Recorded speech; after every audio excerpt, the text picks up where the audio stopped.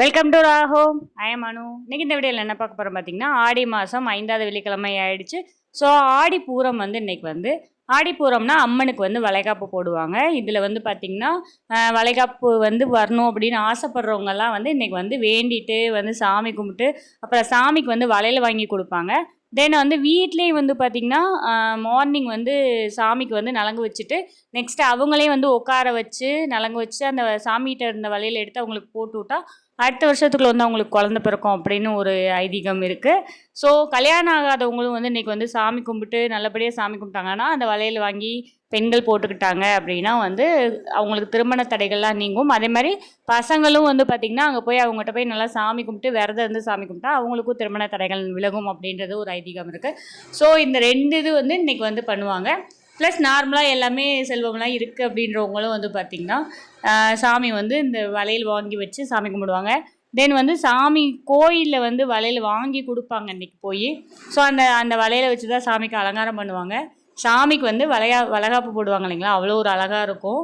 So நான் morning 9:30 to 10:30 time சாமி கும்பிட்ற டைமு. ஏன்னா வளைகாப்பு அப்படின்னா காலையில் தானே போடுவாங்க.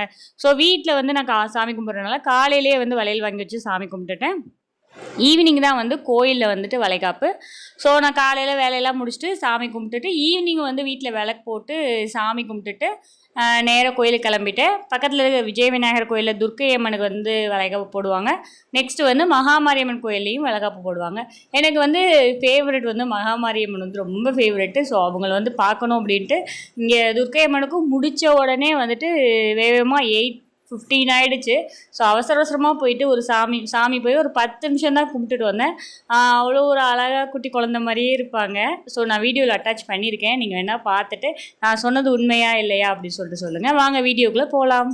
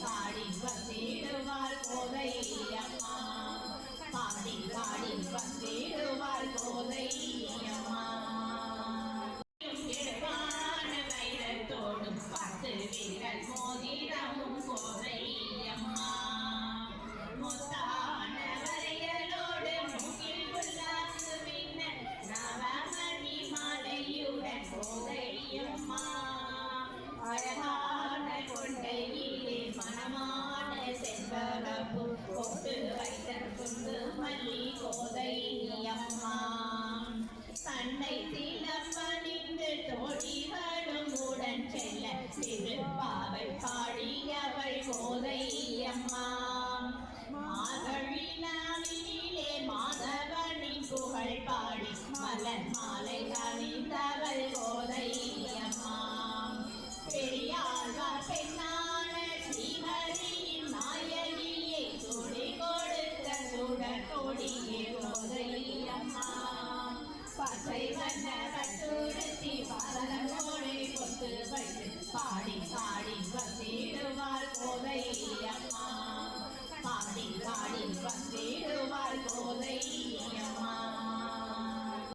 அப்படியே வந்து சாமி கும்பிட்டாச்சு. சாமி கும்பிட்ட உடனே பார்த்தீங்கன்னா, அந்த சாமிகிட்ட இருக்கும் இல்லைங்களா, வளையல் வச்சுருப்பாங்க இல்லைங்களா, அந்த வளையல வந்து குடுப்பாங்க. ஸோ நான் வாங்கிட்டேன். அதில் மஞ்சள் குடுத்துருந்தாங்க. அது எல்லாமே வாங்கிட்டு, குங்குமம் எல்லாம் வாங்கிட்டு, நெக்ஸ்ட் வந்து மகாமாரியம்மன் கோயிலுக்கு போயிட்டேன்.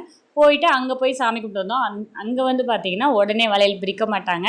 நெக்ஸ்ட்டு வந்து வரலட்சுமி பூஜை வருது இல்லைங்களா, வெள்ளிக்கிழமை. அப்போ வந்து பார்த்தீங்கன்னா, அந்த வளையல் பிரித்து அன்னைக்கு குடுத்துருவாங்க.